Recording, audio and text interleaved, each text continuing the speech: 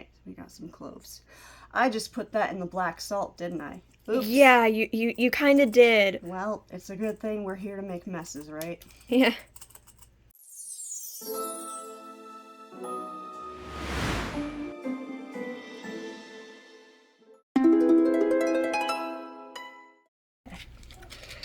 Hey everybody, so this is going to be our first Witchy Wednesday.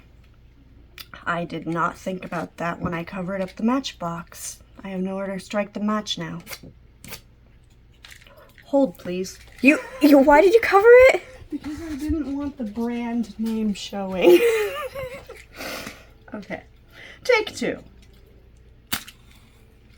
Alright, I'm going to get rid of that candle because I don't really need that one. What we're doing today is a jar spell for protection. And as we know, black is the color for protection. So I'm stabilizing that black candle by melting some wax at the bottom. And now I'm going to light it for real. And I'm also going to light this incense. This is Oak King. It's white sage, which is very cleansing.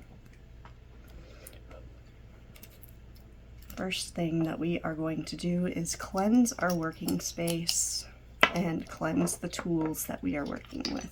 You also gonna cleanse your camera woman? What? That actually smells way better than the lavender one you use.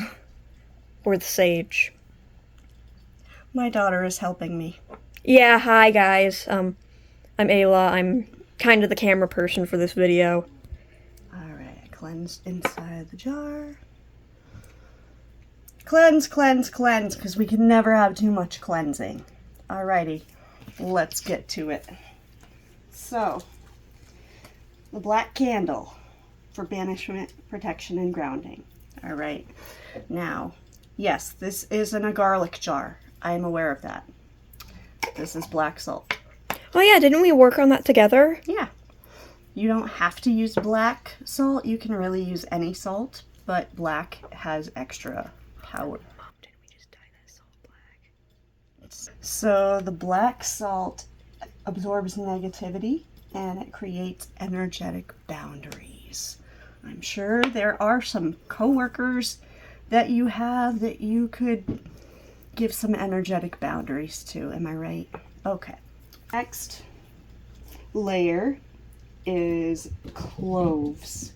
Cloves are for protection, repelling hostility. You've probably got most of the ingredients to do this in your kitchen. You don't need fancy jars like I have. Like, look at this.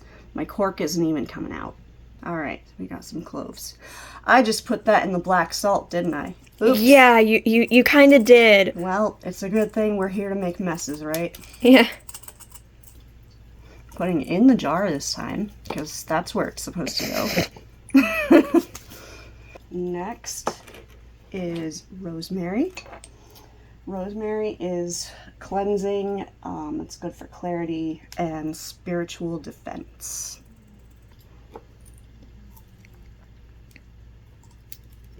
Next is our bay leaf. That's going to take up a lot of space in our jar.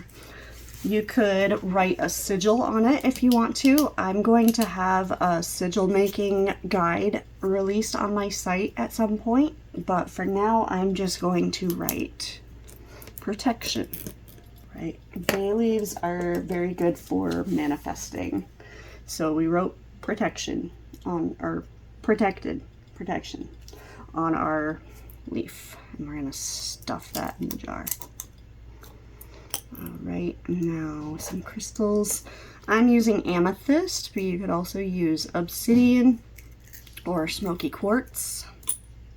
Those are all very good protecting crystals.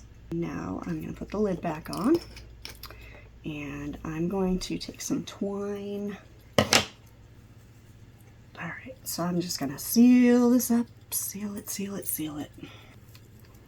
Yep, I'm too impatient to tie an actual knot. But look at how pretty that is. I know. Alright, so now once you have sealed it, when you're holding it in your hands, you want to really visualize what it is that you want it to do, because here's the secret. None of this brings the magic. The magic is in you. But these things help it to move along a little better. So as you're holding it in your hands, you want to say, with earth and flame, I now secure. No harm may enter, my space stays pure. Bound by will and sealed by flame, protected now, in Spirit's name. Alright, now I'm going to take this and I'm going to try to be careful and not catch everything on fire like I almost just did. Oopsie doodle. Come on, can you drip a little faster, please? So anyway, some year when this finishes dripping, yeah, I'm gonna put that back now.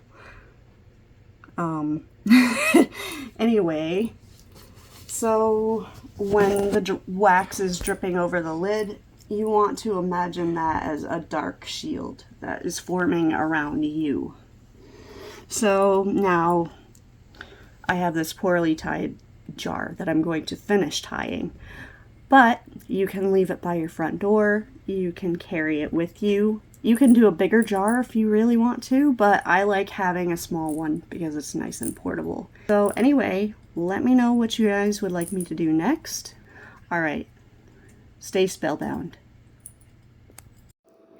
Thanks for joining me for today's Witchy Wednesday.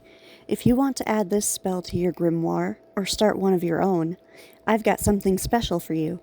This Friday, I'm releasing a blog post with a free downloadable version of the Protection Jar spell, ready to print and personalize. It'll be available on my website, spellboundscattered.wixsite.com/home. Just head to the blog section. And if you liked this video, don't forget to like, subscribe, and share it with a fellow witchy soul. You can find me on Facebook, TikTok, and Instagram. Until next time, thank you again for joining me today. I'm Jamie, and remember, the mess is magical, and the magic is yours.